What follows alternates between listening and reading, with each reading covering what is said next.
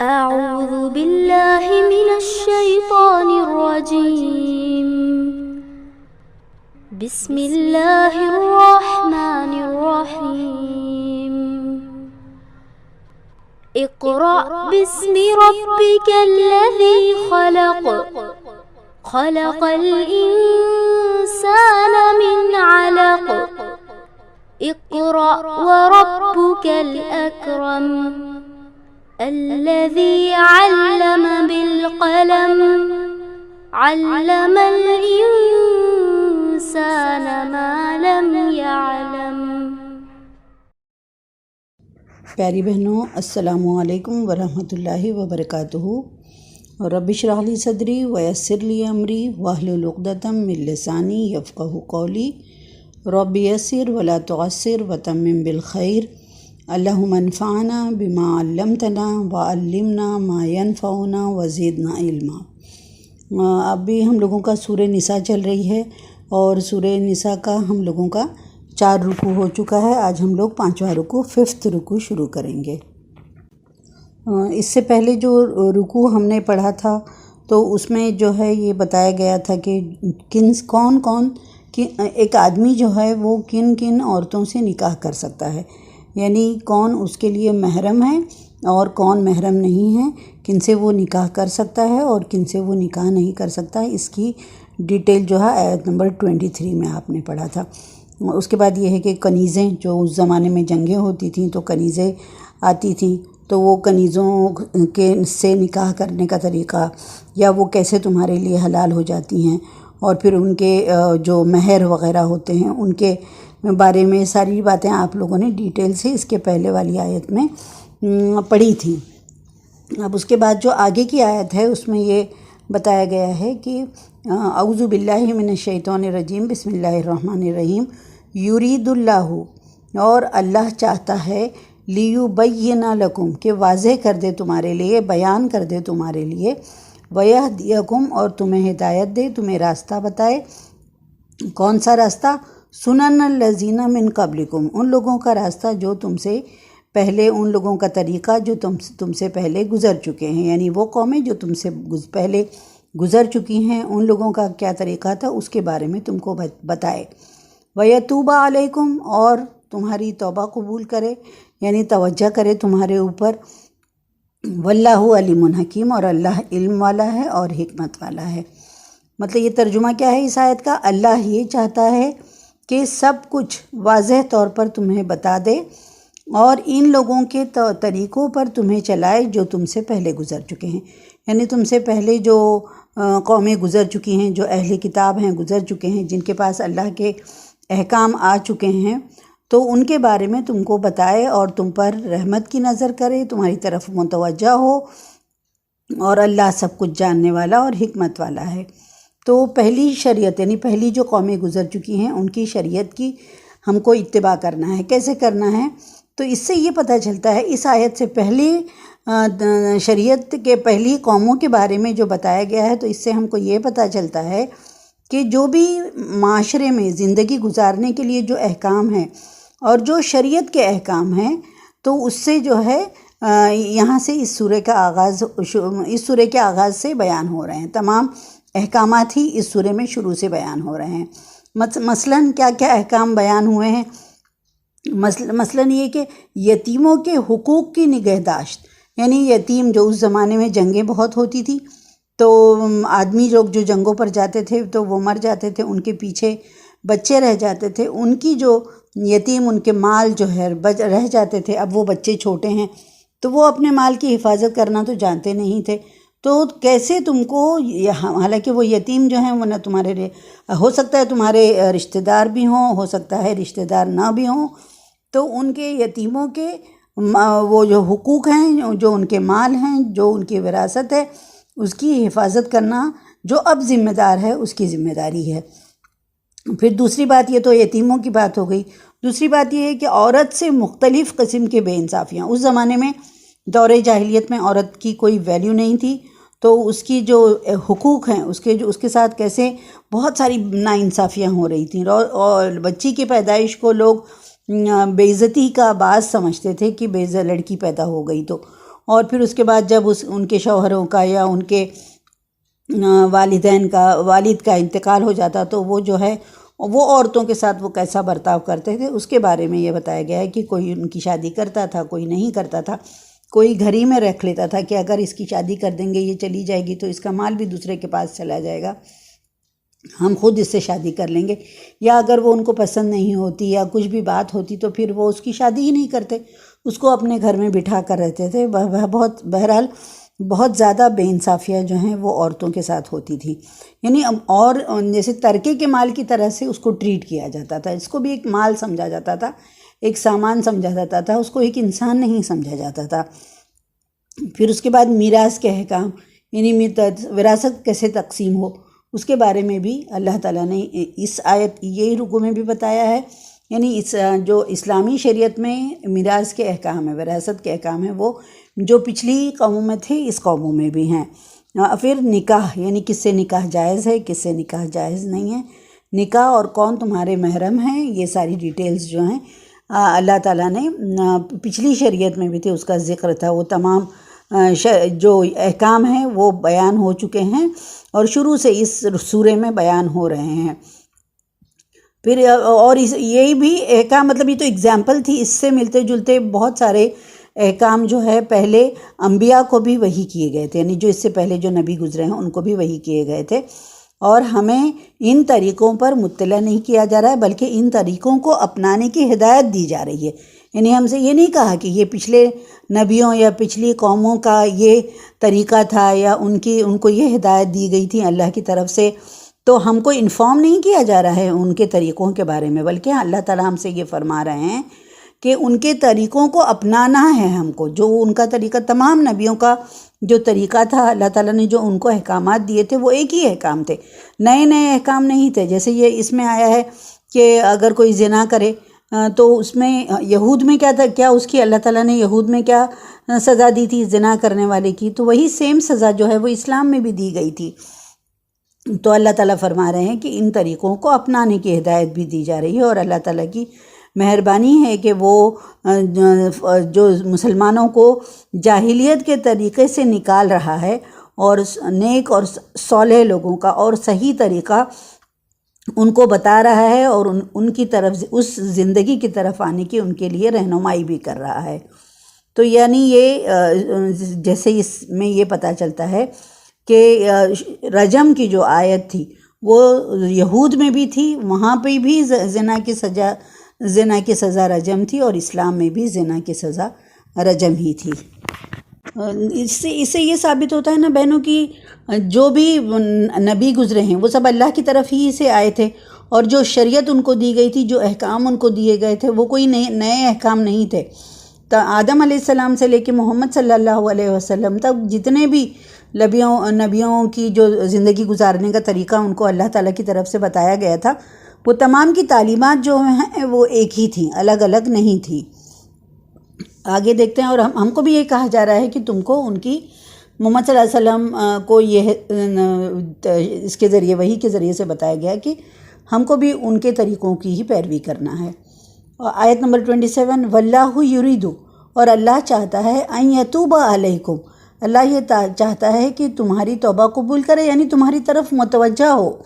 وَيُرِيدُ الَّذِينَ، اور اللہ یہ چاہتا ہے کہ الَّذِينَ يَتَّبِعُونَ الشَّهَوَاتِ، یعنی جو لوگ الَّذِينَ یعنی جو لوگ يَتَّبِعُونَ پیروی کرتے ہیں، الشَّهَوَاتِ یعنی کس کی پیروی کرتے ہیں، خواہشات کی پیروی کرتے ہیں، ان تَمِيلُوا مَيْلًا عَظِيمًا، یہ کہ تم پھر جاؤ بہت زیادہ، یعنی یہ اللہ تو یہ چاہتا ہے کہ تم پر متوجہ ہو، رحمت کی نظر سے متوجہ ہو، مگر جو لوگ اپنی خواہشات کی پیروی کے پیچھے پڑے ہوئے ہیں وہ یہ چاہتے ہیں کہ تم راہ راست سے ہٹ کر بہت دور چلے جاؤ۔ یہاں پر جو یہ بات بتائی گئی ہے کہ خواہشات نفس کی پیروی کرنے والوں سے مراد کون لوگ ہیں، خواہشات نفس کی پیروی یعنی اپنی دل کی ماننے والے وہ کون لوگ ہیں، مطلب وہ ہر طرح کے لوگ جو اللہ کی ہدایت پر اپنے باپ دادا کی رسم و رواج کو مقدم سمجھتے ہیں، یعنی وہ اپنے باپ دادا کی پرانی رسموں پر جن پر ان کے باپ دادا عمل کرتے ہوئے آئے ہیں ان پر عمل کرنا ان کو زیادہ پیارا ہے، اس سے زیادہ کہ وہ اللہ کے رسول صلی اللہ علیہ وسلم کے بتائے ہوئے طریقوں کی پیروی کرنا نہیں چاہتے، بلکہ وہ یہ چاہتے ہیں کہ وہ اپنے باپ دادا کے طریقے کی پیروی کریں، اور وہ ان کے اپنے باپ دادا کی رسومات جو ہیں، پرانی رسومات، ان سے وہ بہت محبت رکھتے ہیں، چاہے وہ یہود ہوں یا نصارہ ہوں یا منافق ہوں یا مشرکین ہوں۔ یعنی یہ تمام لوگ جو ہیں اللہ کے حکم کو کے اوپر عمل کرنا ان کو اتنا زیادہ پسند نہیں ہے جتنا زیادہ ان کو اپنے باپ دادا کے احکام، ان کے باپ دادا کی طریقوں کی پیروی کرنا ان کے لیے زیادہ ضروری ہے۔ یعنی جب اللہ تعالیٰ نے یہ سوسائٹی میں جو برائیاں پھیلی ہوئی تھیں ان کو ختم کرنے کے لیے اللہ تعالیٰ نے احکامات نازل فرمائے، تو ان لوگوں کو جو اس وقت تھے ان لوگوں کو اس پر عمل کرنا بہت زیادہ مشکل تھا ان کے لیے۔ مثلاً ایک مثال کے طور پر میں سمجھاتی ہوں کہ میراث جو تھی، وراثت میں لڑکیوں اور چھوٹے بچوں کا حصہ مقرر کرنا، اللہ تعالیٰ نے کہا کہ چاہے وہ 1 دن کا بچہ ہو اور اس کے بعد اس کا باپ وہ پیدا ہوا اور اس کے باپ کا انتقال ہو گیا، یا وہ لڑکی کا بھی میراث میں حصہ ہے، اور بیوہ جو ہے، جو کسی کا شوہر مر جائے، وہ عورت بیوہ ہو جائے، تو اس کے سسرال کی جو بیجا رسومات جو تھیں، بلا وجہ کی زبردستی جو عورتوں پر بندشیں ان لوگوں نے حائل کر دی تھی، ان تمام چیزوں کو ختم کرنا، یعنی بیوہ سے سسرال کی تمام بندشوں کو ختم کرنا، اور اس کو عورت کو بتایا گیا، صاف صاف یہ بتایا گیا کہ عدت ہے، مطلب کیا بیوہ کے لیے کیا ہے، عدت ہے، عدت تک اس کو بہت سارے احکامات کی پیروی کرنے کے لیے کہا گیا ہے۔ اس کے بعد جو ہے عدت کے بعد اسے عورت کو نکاح کی پوری آزادی ہے، یعنی جو ہے اس کے بعد وہ نکاح کرنے کے لیے آزاد ہے، سسرال والے اب اس کے ذمہ دار نہیں ہیں۔ پھر یہ بتایا گیا ہے کہ متبنہ یعنی گود لینے لیے بچے کا ان لوگوں کے ہاں بہت رواج تھا، تو گود جو لیا ہوا بچہ ہے، جو لے پالک بچہ ہے، اس کو وراثت میں کوئی حق نہیں ملے گا۔ پرانے زمانے میں اس میں ان کو بھی وراثت میں حق ملتا تھا۔ پھر یہ ہوتا تھا کہ عورت جو تھی، خاوند شوہر جو ہے، اس کو طرح طرح کی زیادتیاں کرتے تھے ان کے اوپر، تو جو اسلامی تعلیمات نے عورت کو شوہر کی زیادتیوں سے نجات دلایا اور سوسائٹی میں ان کا مقام جو ہے بلند کیا۔ یہ تمام جو ہیں اصلاحات پر جو ان کے اس زمانے کے بڑے بوڑھے تھے اور جو اپنے باپ دادا کی رسمیں اس کو فالو کرنے والے تھے، تو وہ بہت بھڑک گئے، وہ سب لوگ بہت بھڑک گئے اور لوگوں کو مسلمان اور اسلام کے خلاف بھڑکانے لگے، یعنی خود تو بھڑکے، ہم تو ڈوبیں گے صنم، تم کو بھی لے ڈوبیں گے، یہ والا طریقہ تھا ان کا۔ تو وہ خود تو اس باتوں کو ماننے کے لیے تیار نہیں تھے، بلکہ وہ دوسرے جو مسلمان اس طرف رجوع بھی کرتے تھے ان کو بھی بھڑکاتے رہتے تھے۔ پہلے زمانے میں جیسے یہ تھا کہ اب 4 سے زائد بیویاں رکھنے کی اجازت نہیں تھی، اللہ تعالیٰ نے پابندی لگا دی۔ اس سے پہلے وہ لوگ آزاد تھے، جتنی چاہے اتنی شادیاں کرتے رہتے تھے، مگر جب اللہ تعالیٰ نے اسلام کی تعلیمات کو عام کرنے کے لیے اللہ کے رسول صلی اللہ علیہ وسلم پر وحی کے ذریعے سے ان کو احکام بتائے، تو جن مسلمانوں نے 4 سے زیادہ بیویاں رکھی تھیں ان کو یہ حکم دیا گیا کہ 4 بیویاں رکھنے کی اجازت ہے، باقی کو تم طلاق دے دو اور ان کو فارغ کر دو۔ تو وہ ان کی اولادوں سے یہ کہنے لگے، یعنی جب جن کو طلاق دے دی گئی ان کی اولادوں سے وہ یہ کہتے تھے کہ کیا مطلب کیا ہے یہ حکم جو اب نازل ہوا ہے، تو مطلب کیا تم کون ہو، تم اپنے ماں باپ کی جائز اولاد ہو یا ناجائز اولاد ہو، وغیرہ وغیرہ۔ مطلب یہ ساری باتیں وہ لوگ سماج میں انتشار پیدا کرنے کے لیے، لوگوں کو اسلام سے دور کرنے کے لیے اس طرح سے باتیں کرتے رہتے تھے۔ اور سب سے بڑی چیز جو تھی، وہ زمانے میں یہود تھے، اہل کتاب میں کون تھا، وہاں پر یہود تھے۔ تو یہود جو تھے وہ ان لوگوں نے بہت ساری چیزیں اپنے اوپر خود سے اپنی مرضی سے، اللہ کا حکم نہیں آیا تھا، بہت ساری حلال چیزوں کو انہوں نے حرام قرار دیا تھا۔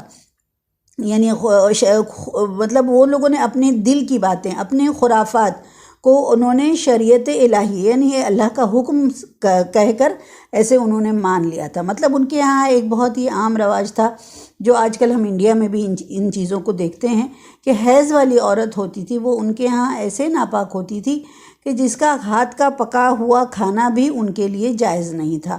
اسی لیے وہ حیض کے دوران انہیں بالکل الگ تھلگ رکھتے تھے، تو وہ جو ہے بالکل مطلب ان سے کوئی چیز چھو نہیں سکتی تھی، کسی سے مل جل نہیں سکتی تھی۔ تو یہی طریقہ، مطلب یہود کے مدینہ کے اطراف میں بہت ساری یہودی بستیاں آباد تھیں، تو ان کی دیکھا دیکھی مدینہ والوں نے بھی یہی طریقہ اختیار کر لیا تھا، مگر جب قرآن کی تعلیمات عام ہوئیں، قرآن نے ان کو یہ حکم دیا کہ صرف میاں بیوی کے درمیان جو تعلق ہوتا ہے وہ نہیں کر سکتے، اس کے علاوہ تمام طریقے جو ہیں تم عورت کے ہاتھ کا پکایا ہوا بھی کھا سکتے ہو، عورت کے ساتھ ایک بستر میں سو بھی سکتے ہو، یہ ساری چیزیں اسلام نے عام کی۔ تو یہ ایسی باتیں جب یہود نے سنی تو وہ ایک دم چلانے لگے، وہ بے چین ہو گئے، انہوں نے یہ شور کرنا شروع کیا کہ دیکھو یہ نبی ہر ناپاک کو پاک اور ہر حرام کو حلال کرنے پر تلا ہوا ہے۔ اللہ تعالیٰ فرماتے ہیں قرآن میں، محمد صلی اللہ علیہ وسلم کے ذریعے سے ان کو تعلیم دیتے ہیں کہ تم ان لوگوں کی کچھ بھی پرواہ مت کرو، ان لوگوں کی بات مت سنو، اگر تم ان لوگوں کی بات پر توجہ دینے لگو گے تو یہ تمہیں راہ راست سے بھٹکا کر دور لے جا کر پھینک دیں گے۔ لہٰذا جو کچھ احکام تمہیں اللہ تعالیٰ کی طرف سے مل رہے ہیں ان پر تم بے خوف ہو کر، بے پرواہ ہو کر عمل کرو۔ اب ہم دیکھتے ہیں آیت نمبر 28، یرید اللہ، یعنی اللہ چاہتا ہے، ان یخفف عنکم، کہ ہلکا کر دے تم سے، وخلق الانسان ضعیفا، اور یہ کہ کیونکہ انسان کو اللہ تعالیٰ نے کمزور پیدا کیا ہے۔ تو یہ آیت کا یہ مطلب ہے کہ اللہ یہ چاہتا ہے کہ تم سے رسم و رواج کی پابندیوں کو ہلکا کر دے، کیونکہ انسان کمزور پیدا کیا گیا ہے۔ یعنی یہ احکام دینے میں جو اللہ تعالیٰ نے جو احکام دیے ہیں، یہ احکام دینے میں اللہ تعالیٰ نے اس بات کا خاص خیال رکھا ہے کہ انسان جو ہے وہ فطرتاً کمزور پیدا ہوا ہے، لہٰذا یہ جو احکام دیے جا رہے ہیں اس میں انسان کی سہولیت کا اور اس کی طاقت کا بہت زیادہ خیال رکھا گیا ہے۔ مطلب وہ کتنا وہ ایبل ہے، کسی کام کیپیبل ہے کوئی کام کرنے کے لیے، اور کہاں تک وہ یہ کام کر سکتا ہے اور کہاں یہ اس کے کنٹرول سے باہر ہوتا ہے۔ ایک آیت بھی ہے قرآن میں کہ اللہ تعالیٰ کسی کو اس کی استطاعت سے زیادہ زور نہیں ڈالتا، تو انسان چونکہ کمزور واقع ہوا ہے اس لیے اللہ تعالیٰ نے اس کی کمزوریوں کو مد نظر رکھتے ہوئے، اس کی بساط کو مد نظر رکھتے ہوئے یہ تمام احکامات جو ہیں وہ اللہ تعالیٰ نے بنائے ہیں۔ ایک چیز مثال کے طور پر یہاں یہ سمجھائی گئی ہے کہ انسان جو ہے وہ اپنی شہوت پر کنٹرول نہیں کر سکتا، تو اسے ایک سے زیادہ یعنی ایک سے لے کر 4 بیویوں تک نکاح کی اجازت دے دی گئی ہے، اور اس میں اس کی سہولیت کو مد نظر رکھا گیا ہے، اور اسے یہ حکم کو اس کے لیے آسان بنا دیا گیا ہے۔ اور جو بھی احکام شریعت ہیں اس میں اعتدال کو مد نظر رکھا گیا ہے، اعتدال کا خاص طور پر خیال رکھا گیا ہے۔ اور پھر معاشرے کی جو سوسائٹی کے جو کمزور افراد ہیں جو وہ نہیں کر سکتے، تو ان میں ان کے لیے بہت ساری اجازت بھی دی گئی ہے۔ یعنی کوئی یہ نہیں کہ اسلام قرآن میں یہ حدیث ہے، ایک حدیث ہے آپ نے سنی ہوگی، بچوں کو سب سے پہلے یاد کرائی جاتی ہے کہ الدین یسر، دین جو ہے وہ آسان ہے۔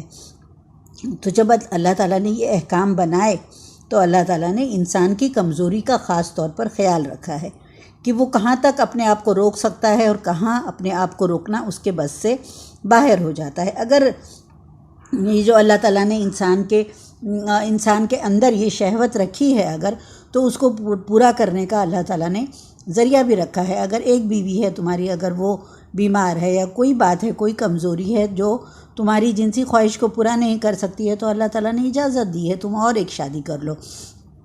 اس کے ساتھ بہت سارے احکام اور بھی نازل کیے ہیں کہ انصاف رکھو اس کے اندر۔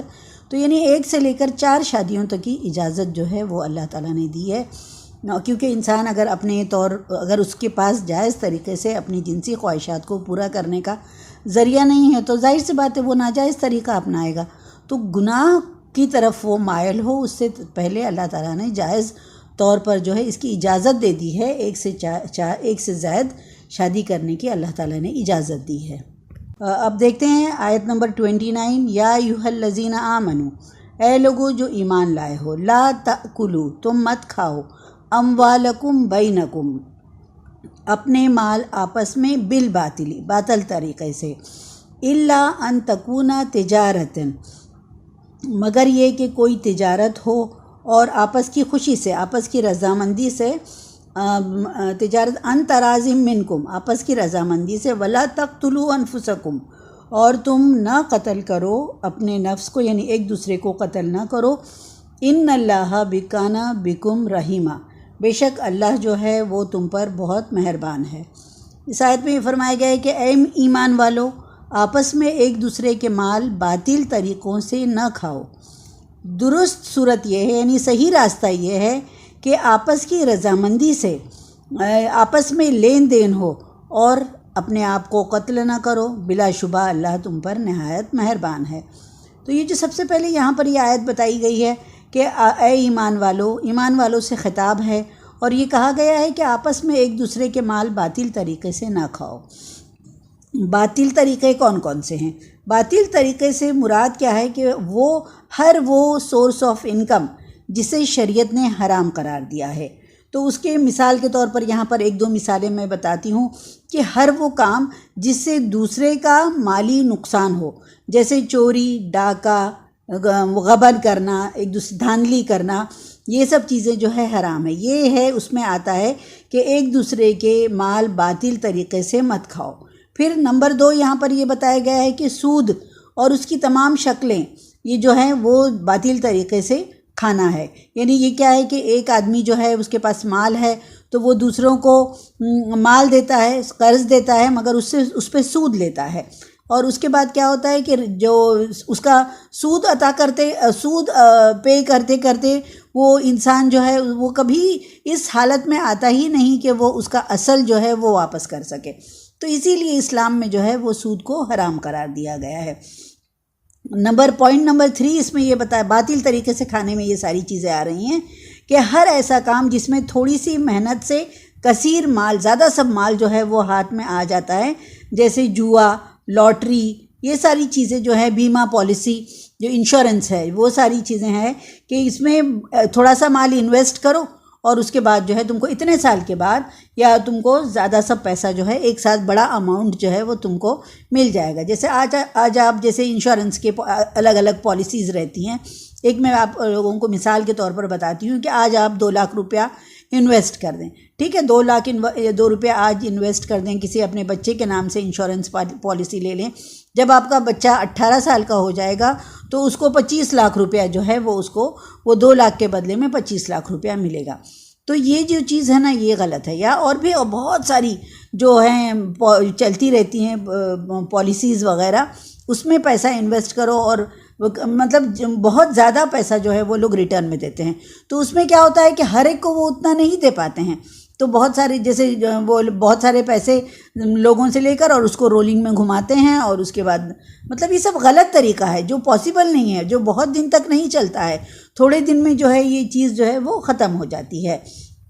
تو یعنی تھوڑی محنت کرو جس سے زیادہ سب پیسہ جو ہے وہ ہاتھ میں آ جائے. مطلب یہ جوا میں کیا ہوتا ہے، سارے لوگ پیسہ لگاتے ہیں، ایک کوئی آدمی وہ سارا پیسہ لے کے چلا جاتا ہے. لاٹری میں بھی یہی ہوتا ہے، اتنے سارے لوگ لاٹری کا ٹکٹ خریدتے ہیں مگر ملتا کس کو ہے، کسی ایک کو ملتا ہے. تو وہ سارے لوگوں کا پیسہ لے کے ایک لوگ کو دے دیا جاتا ہے. وہ جو ہے حرام ہے. اسلام میں یہ ساری چیزیں جو ہیں حرام ہیں.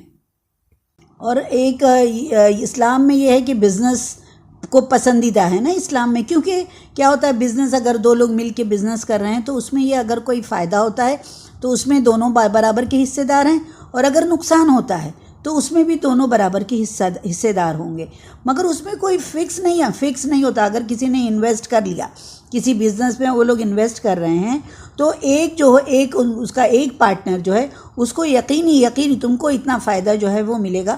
دوسرا خواہ کتنا بھی وہ اس میں نقصان جائے یا کچھ بھی جائے. جیسے کسی نے بزنس شروع کیا، ایک نے پیسہ لگایا، ایک نے محنت کی. جس نے پیسہ لگایا اس کو یہ اشور کیا گیا کہ آپ کو جو ہے 20 جتنا بھی آپ نے لگایا ہے آپ کو ہر مہینے اس کا 25% مل جائے گا. اب بعض دفعہ یہ ہوا کہ بزنس تو چلا ہی نہیں، پیسہ تو نقصان میں چلا گیا، مگر اب یہ شرط لازمی ہے اس کو 25% جو ہے وہ اس کو دینا ہے جس نے انویسٹ کیا ہے. تو یہ طریقہ جو ہے اسلام میں پسندیدہ نہیں ہے. کوئی چیز فکس کر کے بزنس کرنا یہ پسندیدہ نہیں ہے. اگر فائدے اور نقصان دونوں میں دونوں فریق جو ہیں وہ برابر کے شریک ہوں گے، یہ اسلام میں پسندیدہ ہے. تو یہ ساری چیزیں تھیں جو بتائی گئی ہیں کہ آپس میں ایک دوسرے کے مال باطل طریقے سے مت کھاؤ. پھر جو اس آیت میں دوسرا پوائنٹ ہے، ایک تو یہ ہے کہ ایک دوسرے کے مال باطل طریقے سے مت کھاؤ، دوسری بات یہ کہی گئی ہے کہ مگر یہ کہ الا ان تکون تجارتاً عن تراض منکم، یہ کہ آپس میں رضامندی سے، مگر درست طریقہ یہ ہے کہ آپس کی رضامندی سے آپس میں لین دین ہو اور اپنے آپ کو قتل نہ کرو۔ تو دیکھیے اس میں بہنوں، یہ جو آپس کی رضامندی سے جو بات کی گئی ہے، تو اس میں یہ بھی پوائنٹ نکلتا ہے کہ جو سود ہے، جوا ہے اور رشوت ہے، ان تینوں میں آپس میں رضامندی پائی جاتی ہے، لیکن یہ رضامندی کیسی ہوتی ہے؟ ایک مجبوری والی رضامندی ہوتی ہے۔ مثلاً اگر کسی کو قرض لینا ہے اور اس کو کہیں سے قرض نہیں مل رہا ہے، کوئی اس کو امداد کرنے کے لیے تیار نہیں ہے، تو وہ مجبور ہوتا ہے سود پر قرض لینے کے لیے، حالانکہ وہ رضامند ہوتا ہے اس کے لیے، مگر یہ کہ اضطراری کیفیت ہوتی ہے، مجبوری ہوتی ہے، بہت مجبوری کی حالت میں وہ جو ہے سود پر قرض لینے کے لیے تیار ہوتا ہے۔ تو یہ چیز جو ہے آپس کی رضامند، دکھنے میں تو ایسا آتا ہے، کوئی بولنا چاہے تو بول سکتا ہے کہ یہ تو آپس کی رضامندی سے ہوا، وہ راضی تھا کہ میں تم کو ہر مہینے اتنا % سود دوں گا، مگر یہ جو ہے اضطراری کیفیت ہوتی ہے، مجبوری والی حالت ہوتی ہے۔ پھر دوسری جو یہ جوا جو ہوتا ہے، اس میں تو سب رضامند ہوتے ہیں، سب اپنا اپنا پیسہ اپنی مرضی سے لگاتے ہیں، کوئی کسی کو گن پوائنٹ پہ نہیں بولتا کہ تم پیسہ لگاؤ، مگر اس کو اس امید اس کو پیسے کی ضرورت ہوتی ہے اور اس کو جیتنے کی امید ہوتی ہے، اور وہ جیتنے کی امید پر یہ پیسہ لگاتا ہے۔ کسی کو یہ نہیں رہتا کہ میں جو ہے پورا پیسہ جو میں لگا رہا ہوں وہ میں ہار جاؤں گا، اس کو یہ امید ہوتی ہے، تو وہ جو ہے اگر اس کو ہارنے کا خطرہ ہوتا، عقل مند انسان ہوتا، اس کو ہارنے کا خطرہ تو بہرحال ہے، مگر اس کو یہ امید تھی کہ وہ جیت جائے گا۔ اگر اس کو یہ لگتا کہ میں ہار جاؤں گا، میرا یہ سارا پیسہ بھی چلا جائے گا، تو وہ کبھی جوئے میں پیسہ لگانے کے لیے تیار نہیں ہوتا ہے۔ اسی طرح وہ رشوت دینے کو معلوم ہو کہ اس وقت اسے رشوت دیے بغیر بھی حق مل سکتا ہے، تو وہ کبھی رشوت نہیں دے گا۔ مگر کیا ہوتا ہے کہ جب رشوت دینا ہی کوئی کام نہیں ہو رہا ہے، اور جو ایسا معاشرہ ہے کہ اس میں رشوت دینا ہماری مجبوری بن جاتی ہے، اس کے بغیر ہمارا کام ہو ہی نہیں سکتا ہے، تو پھر وہ رشوت دیتا ہے، مگر یہ آپس کی رضامندی میں نہیں آتا ہے، یہ بحالت مجبوری جو ہے وہ رشوت یا سود یا جوا، یہ ساری چیزوں میں اگر وہ پیسہ کوئی انسان لگاتا ہے تو وہ مجبوری کی حالت میں لگاتا ہے، یہ آپس کی رضامندی میں نہیں آتی ہے یہ چیزیں۔ اور پھر یہ وَلَا تَقْتُلُوا أَنفُسَكُمْ، اور تم ایک دوسرے اپنے آپ کو قتل نہ کرو، اور إِنَّ اللَّهَ كَانَ بِكُمْ رَحِيمًا، بے شک اللہ جو ہے وہ تم پر بہت مہربان ہے۔ دیکھیے یہاں پر جو یہ اس آیت میں یہ بتایا گیا ہے کہ یہ اور ناحق اپنے آپ کو قتل نہ کرو، تو اس میں کہتے ہیں کہ الگ الگ جو تفسیر لکھنے والے ہیں انہوں نے اس کے الگ الگ میننگ لکھے ہیں، تو اس میں یہ 3 طرح سے یہ سمجھایا گیا ہے کہ باطل طریقوں سے دوسرے کا مال ہضم کر کے تم اپنے آپ کو ہلاک نہ کرو، ہے نا۔ ایک تو یہ میننگ ہے جو اس سے پہلے والی آیت سے اگر اس کو لنک کریں گے، اس کو جوڑیں گے کہ باطل طریقوں سے دوسرے کا مال نہ کھاؤ، اس میں کہا گیا ہے نا، تو اس کا یہ جوڑا گیا اپنے، اس کے بعد ہی فوراً یہ کہا گیا کہ اپنے آپ کو ہلاک نہ کرو، تو اس میں یہ میننگ نکالا کسی نے کہ باطل طریقوں سے دوسرے کا مال ہضم کر کے تم کیا کر رہے ہو، اپنے آپ کو جہنم کا مستحق بنا رہے ہو۔ پھر دوسرا یہ ہے کہ ایک یہ کہ دوسرے کو قتل نہ کرو، یعنی قتل ناحق، یعنی جو سب سے بڑا گناہ جو ہے حقوق العباد، یعنی بندوں کے حقوق میں جو سب سے بڑا گناہ ہے وہ کیا ہے؟ کسی کو قتل کرنا۔ اور یہ جو ہے قتل ناحق کیا ہوتا ہے؟ جو ایک دوسرے غلط مقدمات جو ایک دوسرے کے اوپر لگا دیتے ہیں، اس کورٹ میں کیس چلتا ہے اور وہ گنہگار نہیں ہوتے ہوئے بھی وہ گنہگار ثابت کر دیا جاتا ہے، تو اس کو بھی یہ کہا گیا ہے کہ اپنے آپ کو ناحق قتل، ایک دوسرے کو ناحق قتل نہ کرو، کہ یہ جو ہے۔ اور اس سے ایک اور چیز آتی ہے اس میں یہ آئے کہ خودکشی نہ کرو، کسی نے یہ بھی لکھا ہے کہ خودکشی نہ کرو، کیونکہ انسان کی اپنی جان پر بھی اس کو وہ حق نہیں ہے کہ وہ اپنی جان لے لے، اسی لیے کہا گیا ہے کہ خودکشی جو ہے وہ گناہ کبیرہ ہے۔ اسی لیے دیکھیے اگر آپ ریشو دیکھیں خودکشی کا مسلم اور نان مسلم میں، تو اس کا ریشو اسلام میں بہت کم ہے، مسلمان جو ہے وہ خودکشی کرنے میں اس کا ریشو بہت کم ہے، کیونکہ یہ حرام موت ہے، یہ اسلام میں یہ پسندیدہ نہیں ہے۔ تو اس کے بارے میں ایک حدیث ہے، حسن بصری فرماتے ہیں کہ تم سے پہلے لوگوں میں سے کسی کو ایک پھوڑا نکلا، جب اسے بہت زیادہ تکلیف ہونے لگی تو اس نے اس میں سے ایک تیر نکالا اور پھوڑے کو چیر دیا. پھر اس سے خون جو نکلنا شروع ہوا تو اب کوئی علاج ہی نہیں، اب خون پھوڑے میں سے خون نکلے چلا جا رہا ہے، یہاں تک کہ اس کا خون بند نہیں ہوا اور وہ مر گیا. تب اللہ تعالیٰ نے فرمایا کہ میں نے اس پر جنت کو حرام کر دیا ہے. اس کے بعد یہ جو ہے مطلب اس نے اپنا جان بوجھ کے اپنے آپ کو اب خود سے ہی اپنا علاج کرنے کی کوشش کی، پھوڑے کو چیر دیا اور اس کے بعد اس کا خون بند نہیں ہوا، یہاں تک کہ جو ہے اس کا انتقال ہو گیا. تو یہ بھی خودکشی میں شمار کیا جا رہا ہے اور یہ پراپر طریقے سے علاج کروانا چاہیے تھا اس کو. تو بہنوں یہ تھی تفسیر وَلَا تَقْتُلُوا أَنفُسَكُمْ، یعنی تم اپنے آپ کو قتل نہ کرو. إِنَّ اللَّهَ كَانَ بِكُمْ رَحِيمًا، بے شک اللہ جو ہے وہ تمہارے اوپر بہت رحم کرنے والا ہے. اگلی آیت دیکھتے ہیں بہنوں. وَمَن يَفْعَلْ ذَلِكَ، اور جو کرے گا یہ عدواناً یعنی سرکشی میں، وظلماً اور ظلم سے جو یہ کام کرے گا، فسوف نصلیہ نارا، تو اللہ تعالیٰ فرما رہے ہیں کہ ہم اس کو ڈالیں گے آگ میں. وکان ذالک علی اللہ یسیرا، اور یہ اللہ تعالیٰ کے لیے بہت آسان ہے. یعنی اللہ تعالیٰ آگے کی آیت میں یہ فرما رہے ہیں کہ جو شخص ظلم اور زیادتی سے ایسے کام کرے گا، یعنی جو پچھلی آیت میں جو چیزیں بتائی گئی ہیں وہ ظلم اور زیادتی سے یہ کام کرے گا، ہم جلد ہی اسے دوزخ میں ڈال دیں گے. اور یہ کام کرنا یعنی انسان کو دوزخ میں ڈالنا اللہ کے لیے یہ کوئی مشکل کام نہیں ہے.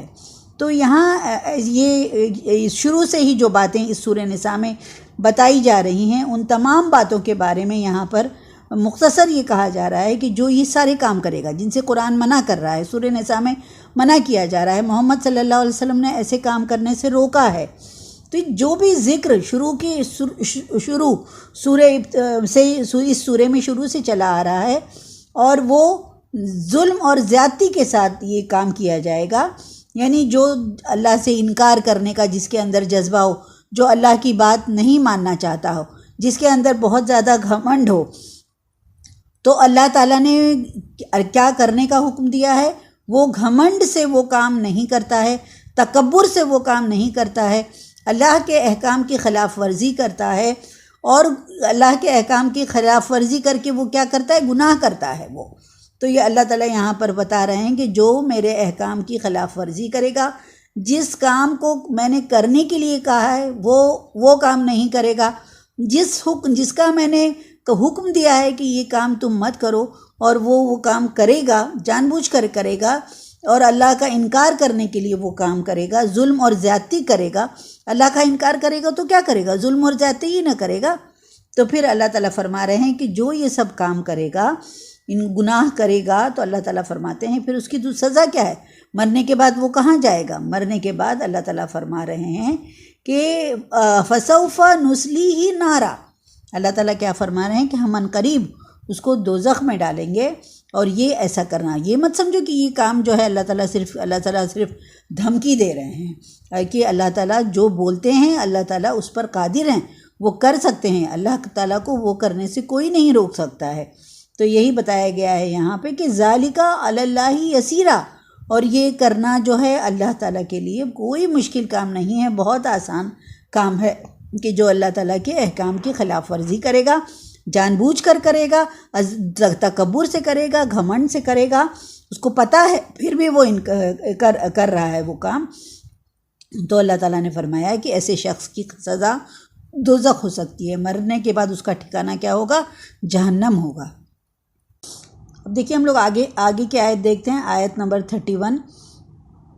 ان تجتنبوا کبائر، یعنی اگر تم اجتناب کرو گے، یعنی اگر تم بچو گے، کبائرہ یعنی کبیرہ گناہوں سے، بڑے بڑے گناہوں سے، ما تنہون عنہ، جس سے تم کو منع کیا گیا ہے، تو نکفر عنکم سیئاتکم، تو ہم دور کر دیں گے تم سے تمہارے چھوٹے گناہ، وندخلکم مدخلا کریما، اور ہم تمہیں داخل کریں گے عزت والی جگہ پر. یہاں پر یہ فرمایا گیا ہے کہ جن بڑے بڑے گناہوں سے اللہ تعالیٰ تمہیں روک رہا ہے، محمد صلی اللہ علیہ وسلم تم کو روک رہے ہیں، تم کو منع کیا جا رہا ہے، اگر تم ان سے بچتے رہو گے تو ہم تمہاری چھوٹی موٹی برائیوں کو تم سے دور کر دیں گے، یعنی تمہارے حساب کتاب میں سے ہم اس کو غائب کر دیں گے۔ اور آگے کیا فرما رہے ہیں اللہ تعالیٰ؟ اور وَنُدْخِلُكُمْ مُدْخَلًا كَرِيمًا، اور ہم تمہیں کہاں داخل کریں گے؟ عزت کی جگہ ہم تمہیں داخل کریں گے۔ تو اب یہ جو اس میں یہ فرمایا گیا ہے کہ جن بڑے بڑے گناہوں سے تمہیں منع کیا جا رہا ہے، اگر تم ان سے بچتے رہو گے تو ہم تمہاری چھوٹی چھوٹی برائیوں کو تم سے دور کر دیں گے۔ دیکھیے بہنوں، ہم یہ نہیں کہہ سکتے کہ کوئی انسان جو بہت نیک ہے، بہت بظاہر بہت اچھا انسان ہے، اس سے غلطیوں کا صدور نہیں ہوتا، اس سے غلطیاں نہیں ہوتی۔ غلطیاں بہنوں ہر ایک سے ہوتی ہیں۔ انسان جو ہے وہ کمزور واقع ہوا ہے، وہ کبھی بھی یہ دعویٰ نہیں کر سکتا ہے کہ میں نے کوئی غلطی نہیں کی۔ تو غلطیوں سے بچنے کا ہم کو کیا طریقہ بتایا گیا ہے کہ استغفار کرتے رہنا چاہیے۔ محمد صلی اللہ علیہ وسلم کے بارے میں آتا ہے کہ وہ دن میں 100 بار جو ہے استغفار کرتے تھے۔ تو یہ ہم کو یہ بات پتہ ہے کہ انسان جو ہے وہ کمزور واقع ہوا ہے، اس سے گناہ ہو جاتے ہیں، کبھی وہ انجانے میں گناہ کر دیتا ہے، کبھی وہ جان بوجھ کر گناہ کر دیتا ہے، مگر یہ کہ وہ کبھی پاک و صاف نہیں ہوتا ہے، وہ اس سے گناہ کا صدور ہوتا رہتا ہے۔ تو اس آیت میں یہ بتایا گیا ہے کہ جن بڑے بڑے گناہوں سے، گناہ کے کاموں سے ہم تمہیں منع کر رہے ہیں، اگر تم ان کاموں سے بچتے رہو گے تو ہم تمہاری چھوٹی موٹی برائیاں جو ہے وہ تمہارے حساب سے غائب کر دیں گے۔ تو ہم کو سب سے پہلے پتہ ہونا چاہیے، ہم اسی وقت ان گناہوں سے بچ سکتے ہیں کہ ہم کو پتہ ہو کہ گناہ کبیرہ کون کون سے ہیں۔ اگر ہم کو پتہ ہوگا تو ہم ضرور اس سے بچنے کی کوشش کریں گے۔ ابو ہریرہ رضی اللہ تعالیٰ کہتے ہیں الگ الگ وقت میں اللہ کے رسول صلی اللہ علیہ وسلم کی الگ الگ حدیثیں ہیں۔ تو کوئی ایک حدیث یہ کہ یہی صرف گناہ کبیرہ ہیں ایسا نہیں ہے، جو حدیث لکھنے والوں نے الگ الگ جگہ پر الگ الگ باتیں بتائی ہیں۔ حضرت ابو ہریرہ کہتے ہیں کہ آپ صلی اللہ علیہ وسلم نے فرمایا کہ 7 ہلاک کرنے والے گناہوں سے بچو۔ صحابہ نے پوچھا کہ یا رسول اللہ وہ کون کون سے 7 گناہ ہیں؟ فرمایا شرک، یعنی اللہ کے ساتھ کسی کو شریک کرنا، سب سے پہلا گناہ ہے یہ۔ پھر جادو، یعنی ایسی جان کو ناحق قتل کرنا جسے اللہ نے حرام قرار دیا ہے، کسی کو قتل کرنا۔ اور پھر سود، یتیم کا مال کھانا، میدان جنگ سے فرار ہو جانا، جنگ ہو رہی ہے باطل کی اور حق کی، اور اس میں جو ہے تم پیٹ پھیر کر بھاگ جاؤ۔ پھر یہ پاک باز بھولی بھالی مومن عورتوں پر تہمت لگانا، یہ ابو ہریرہ سے روایت ہے اور مسلم میں یہ حدیث ہے۔ ایک اور جگہ آتا ہے، عبداللہ ابن مسعود فرماتے ہیں کہ میں نے رسول اللہ صلی اللہ علیہ وسلم سے پوچھا کہ اللہ کے نزدیک کون سا گناہ بڑا ہے؟ تو فرمایا یہ کہ تو کسی اور کو اللہ کے برابر کر دے، یعنی شرک، جو سب سے پہلے اس حدیث میں بھی آیا تھا۔ یہ کہ حالانکہ اللہ ہی نے تجھے پیدا کیا ہے، کہ میں نے کہا یہ تو واقعی بہت بڑا گناہ ہے۔ تو اس کے بعد میں نے سوال کیا کہ اس کے بعد کون سا گناہ بڑا ہے؟ تو فرمایا کہ اولاد کو اس ڈر سے مار ڈالے کہ اسے کھلانا پڑے گا۔ میں نے پوچھا پھر اس کے بعد کون سا بڑا گناہ ہے؟ فرمایا کہ تو ہمسایہ کی بیوی سے زنا کرے، ہے نا؟ اولاد کو اس ڈر سے مارنا کہ تو اسے کھلانا پڑے گا۔ رازق کون ہے بہنوں؟ کون ہے ہم کو کھلانے والا؟ ہم خود کما کے کھا رہے ہیں، ہمارا رازق کون ہے؟ سب سے پہلے یہی بتایا گیا ہے کہ ہمارا رازق جو ہے وہ اللہ ہے۔ تو اگر کوئی بچہ پیدا ہوتا ہے تو وہ اپنا رزق اپنے ساتھ لے کر آتا ہے، تو ہم کون ہوتے ہیں اس کو اس ڈر سے اس کو قتل کرنے والے کہ ہم کو اس کو کھلانا پڑے گا؟ مفلسی کے ڈر سے کسی کو قتل کرنا جو ہے یہ بہت بڑا گناہ ہے۔ پھر ایک اور حدیث ہے، حضرت انس بن مالک کہتے ہیں کہ رسول اللہ صلی اللہ علیہ وسلم نے فرمایا کہ کبیرہ گناہوں کا ذکر کیا تو فرمایا کہ بڑے گناہ یہ ہیں، اللہ کے ساتھ شرک کرنا۔ ہر حدیث میں سب سے پہلا جو ذکر آیا ہے وہ شرک کے بارے میں ہی آیا ہے۔ پھر دوسرا ناحق خون کرنا، تیسرا والدین کو ستانا۔ پھر فرمایا کیا میں تمہیں بڑے سے بڑا گناہ نہ بتاؤں؟ یعنی جھوٹی گواہی دینا، یعنی کیا کرنا؟ جھوٹی گواہی دینا، یہ بھی بہت بڑے گناہوں میں شمار ہوتا ہے۔ یہ بخاری کی حدیث ہے۔ مطلب یہ کہ اس کبیرہ گناہوں کی بہت بڑی لسٹ ہے۔ تو ہم کو کیا کرنا ہے؟ یہاں پر اس میں لکھا گیا ہے آگے کہ بعض گناہ ایسے ہوتے ہیں جو ہم کرتے رہتے ہیں اور وہ شدت اختیار کر جاتے ہیں۔ مثلا انہوں نے مثال کے ذریعے سے سمجھایا ہے کہ لوگوں کا مال ناجائز طریقے سے کھانا جو ہے وہ کبیرہ گناہ ہے، مگر یتیم کا مال کھانا اور بھی بڑا گناہ ہے نا۔ تم لوگوں کا مال تو کھا رہے ہو ناجائز طریقے سے، مگر اگر کوئی یتیم ہے اس کا مال اگر تم کھاؤ گے تو وہ اس سے بھی بڑا گناہ ہو جاتا ہے۔ پھر دوسری بات یہاں پر یہ لکھی گئی ہے کہ جھوٹی قسم کھا کر مال کو بیچنا، یہ بھی بہت بڑا گناہ ہے نا۔ اکثر دکاندار اس بات کا خیال ہی نہیں کرتے ہیں اور وہ جھوٹی قسم کھا کے اپنے ہاں بہت اچھا ہے، اور بعد میں تھوڑے دن کے بعد ہم کو لگتا ہے کہ وہ سامان جو تھا وہ اچھا نہیں تھا، تو یہ بھی کبیرہ گناہوں میں شمار ہوتا ہے۔ پھر یہ آیا ہے کہ عام طور پر تہمت لگانا، یہ عورتوں کا بہت بڑا وہ ہے کہ ذرا سا کبھی کسی کو دیکھ لیا، ساتھ میں بات کرتے ہوئے دیکھ لیا، تو بس فوراً جو ہے اس کے اوپر الزام لگا دیں گے، تہمت لگانا شروع کر دیں گے۔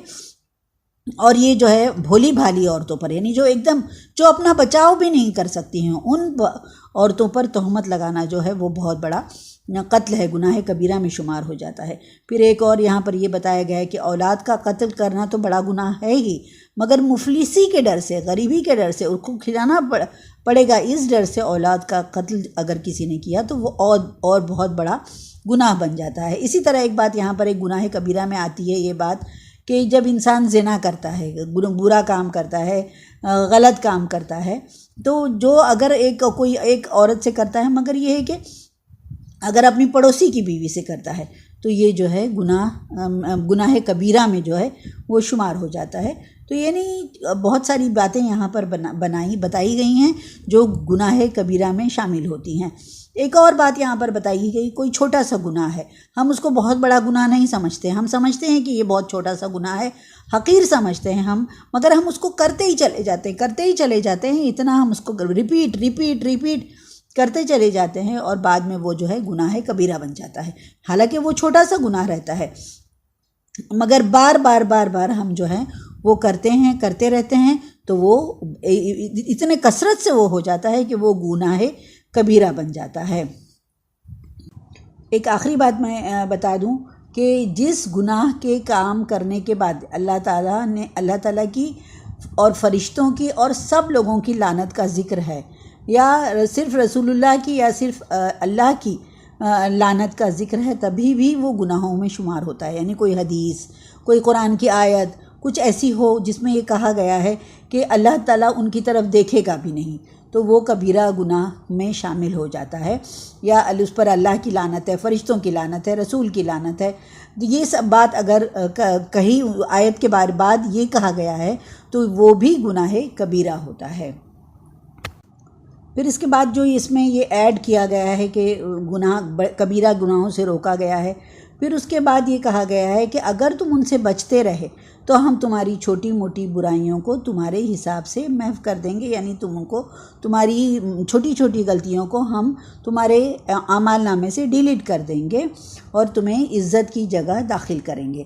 تو یہاں پر یہ فرمایا کہ جو چھوٹی موٹی غلطیاں انسان سے ہوتی رہتی ہیں، تو اللہ اگر ان بڑے گناہوں سے اگر وہ بچے گا، کوئی انسان جو ہے وہ کبیرہ گناہوں سے بچے گا، کبیر ورڈ یعنی بڑے گناہوں سے اگر کوئی بچے گا، جو ابھی ہم نے اس آیت میں پڑھا کہ کبیرہ گناہ کیا کیا ہیں، تو اگر ان سب چیزوں سے انسان بچتا رہے گا اور اس کے بعد اللہ تعالیٰ جو ہے اس کی چھوٹے گناہ جو ہے وہ اللہ تعالیٰ اس سے معاف کر دے گا، اس کے بارے میں ان سے سوال بھی نہیں کرے گا۔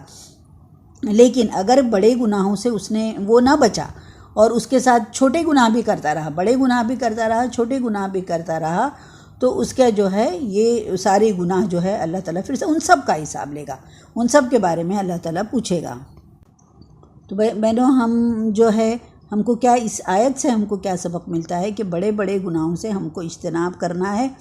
تو جو نادانی میں ہم سے چھوٹے گناہ ہو جاتے ہیں، اللہ تعالیٰ ان گناہوں کے بارے میں ہم سے سوال نہیں کرے گا، مگر شرط یہ ہے کہ ہم کو بڑے گناہوں سے بچنا ہے۔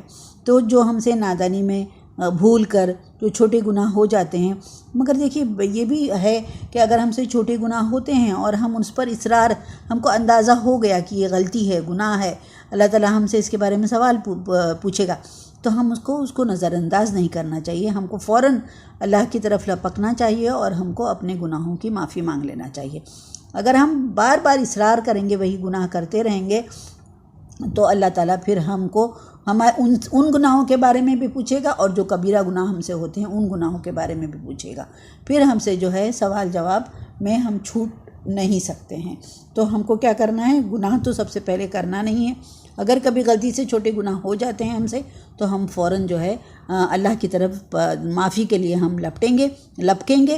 اور تیسری بات یہ ہے کہ ہم کو معلوم کرنا چاہیے کہ ہم یہ نہیں، اللہ تعالیٰ کے سامنے ہم یہ عذر نہیں پیش کر سکیں گے کہ اللہ ہم کو پتہ ہی نہیں تھا کہ یہ تو کبیرہ گناہ ہے، ہم کو تو معلوم ہی نہیں تھا۔ اللہ تعالیٰ کہیں گے کہ کیوں کسی نے تم کو بتایا نہیں؟ تم نے کہیں کتابوں میں لکھا ہوا پایا نہیں؟ تم نے کسی سے سنا نہیں؟ کیوں تم کو نہیں پتہ؟ اللہ تعالیٰ نے تم کو عقل سمجھ دے کر بھیجا تھا، تمہارے پاس قرآن بھیجا تھا، پیغمبر بھیجے تھے، کیوں کیسے نہیں پتہ ہے تم کو؟ اور ساری باتیں تو بہت اچھی طرح سے پتہ ہیں۔ تو یہ ساری چیزوں کے بارے میں یہ کہا گیا ہے کہ اللہ تعالیٰ ہم سے سوال کرے گا، ہم کو ان چیزوں کا خیال رکھنا چاہیے۔ بہنوں اب ہم دیکھتے ہیں آیت نمبر 32۔ وَلَا تَتَمَنَّوْا، اور تم تمنا نہ کرو اور تم آرزو نہ کرو، مَا فَضَّلَ اللَّهُ بِهِ بَعْضَكُمْ عَلَى بَعْضٍ، جو اللہ نے فضیلت دی ہے، بڑائی دی ہے تم میں سے بعض کو بعض پر، یعنی تم میں سے کوئی جو ہے کسی کو اللہ تعالیٰ نے کچھ فضیلت دی ہوئی ہے۔ لِلرِّجَالِ نَصِيبٌ مِّمَّا اكْتَسَبُوا، ہر انسان کا نصیب ہے جو اس نے کمایا، ہر انسان کا حصہ ہے، ہر مرد کا حصہ ہے جو اس نے کمایا۔ وَلِلنِّسَاءِ نَصِيبٌ مِّمَّا اكْتَسَبْنَا، اور عورتوں کے لیے حصہ ہے جو اس نے کمایا۔ وَاسْأَلُوا اللَّهَ مِن فَضْلِهِ، اور اللہ سے اپنا فضل مانگو، اپنے فضل کا سوال کرو اللہ سے۔ ان اللہ کان بکل شیء علیما، بے شک اللہ جو ہے وہ ہر چیز کا جاننے والا ہے۔ تو یہ آیت میں بہت امپورٹنٹ بات یہ بتائی گئی ہے بہنوں کہ اگر اللہ نے تم میں سے کسی ایک کو دوسرے پر کچھ فضیلت دے رکھی ہے تو تم اس کی لالچ مت کرو، تم اس کی ہوس میں نہ پڑ جاؤ۔ اللہ تعالیٰ فرما رہے ہیں جو کچھ مردوں نے کمایا اس کے مطابق ان کا حصہ ہے، اور جو عورتوں نے کمایا اس کے مطابق ان کا بھی حصہ ہے۔ پھر اللہ آگے کی آیت میں فرما رہے ہیں کہ اللہ سے اس کا فضل کی دعا مانگتے رہو، اللہ سے اس کا فضل تلاش کرتے رہو، اس کا فضل مانگتے رہو، یقیناً اللہ ہر چیز کو خوب جانتا ہے۔ تو اس آیت میں جو مین چیز ہم کو بتائی گئی ہے کہ جس کو بھی اللہ تعالیٰ نے ایک دوسرے پر فضیلت دے کر رکھی ہے تو تم اس کی ہوس نہ کرو۔ تو یہاں پر یہ بتایا گیا ہے کہ حسد نہیں کرنا ہے نا، یہ چیز انسان کے اندر ہوتی ہے کہ اگر ہم کسی کو اپنے سے بڑھا ہوا دیکھیں تو ہم فوراً جو ہے اس کی حسد ہم کو ہونے لگتی ہے، حسد میں لگ جاتے ہیں ہم۔ تو یہاں پر یہ چیز بتائی گئی ہے کہ حسد کے بجائے اللہ کا فضل طلب کرنا چاہیے۔ مطلب یہ کہ دنیا میں اللہ نے کسی کو کوئی خوبی دے رکھی ہے، اللہ تعالیٰ نے ہر انسان کو کچھ نہ کچھ خوبیوں کے ساتھ پیدا کیا ہے، کسی میں کچھ خوبی دی ہے، کسی میں کچھ خوبی دی ہے، کوئی مالدار ہے، کوئی غریب ہے، کوئی حسین ہے، کوئی بدصورت ہے، کوئی صحت مند ہے، کوئی ایک دم کمزور ہے، کوئی جو ہے صحت والا ہے، کوئی ہر دم بیمار ہی رہتا ہے وہ، تو یہ کوئی اندھا ہے، کوئی گونگا ہے، کوئی بہرا ہے، کوئی بہت عقل مند ہے، ذہین ہے، اور کوئی عام ایک ہی فیملی کے دو بچے ہوتے ہیں، ایک بہت عقل مند ہوتا ہے اور ایک جو ہے تھوڑا کم ہوتا ہے، کن ذہن ہوتا ہے۔ تو یہ جب سب چیزیں اللہ تعالیٰ نے قدرتی طور پر کسی کو دے کر رکھی ہوئی ہیں، یہ دنیا اس کو ہم کیسے دیں؟ یہ اختلاف جو ہے دنیا میں، اسی سے دنیا کی رنگینی ہے، یہ اختلاف میں بھی دنیا کی رنگینی ہے، اور یہ اسی بنا پر یہ دنیا جو ہے وہ قائم ہے، اسی سے ایک دوسرے کے کام چلتے رہتے ہیں، ہے نا۔ سب یہ جو اختلاف، کوئی اگر جیسے کوئی ایک بینک مینیجر ہے تو کوئی بینک امپلائی ہے، تو کوئی بینک کا پیون ہے نا۔ اسی طرح اگر ہماری کوئی وہ ہے اسکول ہے تو اسکول میں کوئی پرنسپل ہے، کوئی ٹیچر ہے، تو کوئی سٹاف ہے، کلیریکل سٹاف ہے، اور کوئی پیون ہے۔ تو یہ دنیا میں مختلف لوگ کام کر رہے ہیں، اپنی اپنی صلاحیت کے مطابق کام کر رہے ہیں۔ تو یہی چیز جو ہے یہ دنیا میں رنگینیوں کا باعث ہے، اور اسی کے ذریعے جو ہے وہ دنیا میں ایک دوسرے کے کام چلتے رہتے ہیں۔ اب اگر ہم اختلاف میں پڑ جائیں گے تو یہ قدرتی اختلاف میں سے کسی بھی چیز کا اختلاف مٹانے کی اگر کوشش کی جائے گی تو وہ اختلاف تو دور نہیں ہوگا، البتہ سوسائٹی میں بگاڑ ضرور پیدا ہو جائے گا۔ اس لیے کہ اگر اللہ نے کسی کو خوبی عطا کی ہے تو ہم کو اس کی حسد نہیں کرنی چاہیے یا ہوس نہیں کرنا چاہیے یا اس سے ضد نہیں کرنا چاہیے، کیونکہ اس کے بدلے میں اللہ نے تم کو بھی کہیں نہ کہیں کوئی خوبی ضرور دے کر رکھی ہوگی۔ پھر ہم کو کیا کرنا چاہیے؟ وہ تو ہم ہوس نہیں کریں گے، ہم اپنی خوبیوں کو تلاش کریں گے، ہم اپنی خوبیوں کو اوپر لانے کی کوشش کریں گے، ہے نا؟ یہ ہے اپنی خوبیاں جو تمہارے اندر ہے، تم اپنی خوبیوں کو پہچانو، ہے نا؟ اس سے پہلے کہ تم دوسروں کی جو بڑائی ہے اس پر حسد کرو، تم اپنی خوبیوں کو پہچانو۔ یہ سوچو کہ اللہ نے ضرور میرے اندر کوئی نہ کوئی خوبی رکھی ہوگی، اور پھر اس کے لیے کیا کرنا ہے؟ اللہ کے فضل کی دعا کرتے رہنا ہے نا؟ ہم کو مانگنا ہے اللہ تعالیٰ مجھے یہ چیز عطا، اللہ سے اس کا فضل مانگو۔ اللہ کے پاس کسی چیز کی کمی نہیں ہے، بس بندے ہم اس طریقے سے دعا نہیں مانگتے ہیں، اللہ تعالیٰ کے سامنے جھولی نہیں پھیلاتے ہیں۔ ہم کو کیا کرنا ہے؟ اللہ سے اس کے فضل کی دعا مانگتے رہنا چاہیے۔ اور اگر اللہ تعالیٰ سے ہم بہت سچے دل سے دعا مانگیں گے اور اس کے لیے اسباب اختیار کریں گے بہنوں، تو یقیناً اللہ تعالیٰ جو ہے اپنے بندوں پر بہت زیادہ مہربان ہے، رحم کرنے والا ہے، عنایت کرنے والا ہے۔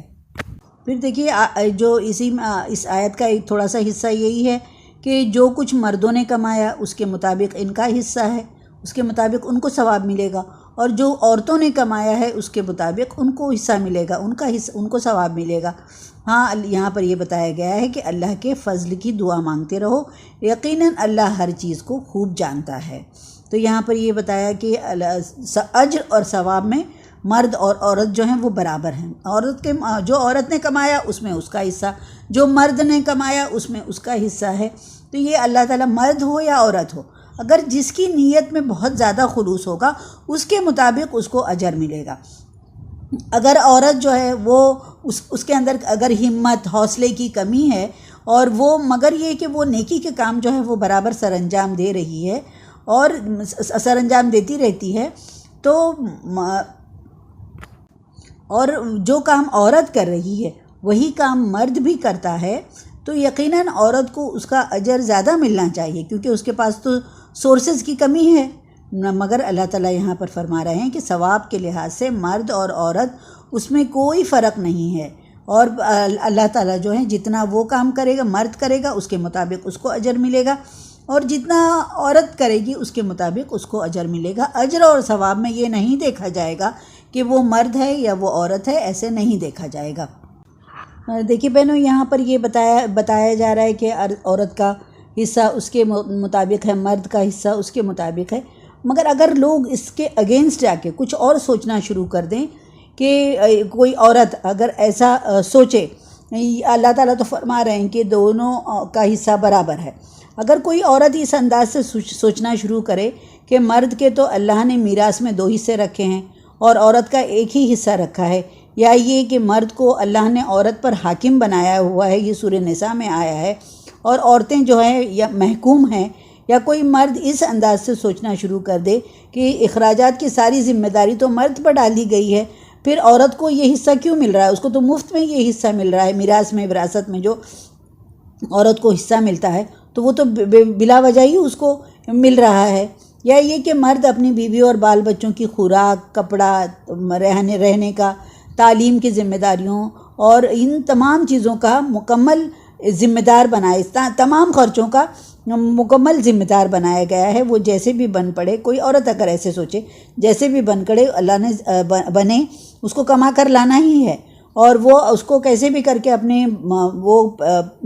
اپنے بیوی بچوں کا خرچ جو ہے وہ پورا تو کرنا ہی ہے۔ تو اس حساب سے تو مرد جو ہے وہ حاکم کہاں ہوا؟ مرد تو غلام ہو گیا، اس کو تو ساری اپنی بیوی کا بچوں کا ساری ذمہ داریاں اٹھی ہیں، سب کچھ پورا کرنا ہے، تو حاکم تو ہوا ہی نہیں وہ، تو اللہ تعالیٰ نے پھر کیسے اس کو حاکم بنا دیا؟ تو یہ ساری چیزیں جو ہیں یہ ان لوگوں کے اندر جو ہیں وہ بے چینی پیدا کرتی ہیں، پھر وہ لوگ جو ہیں اپنی ذمہ داریوں سے بھاگنا شروع کرتے ہیں۔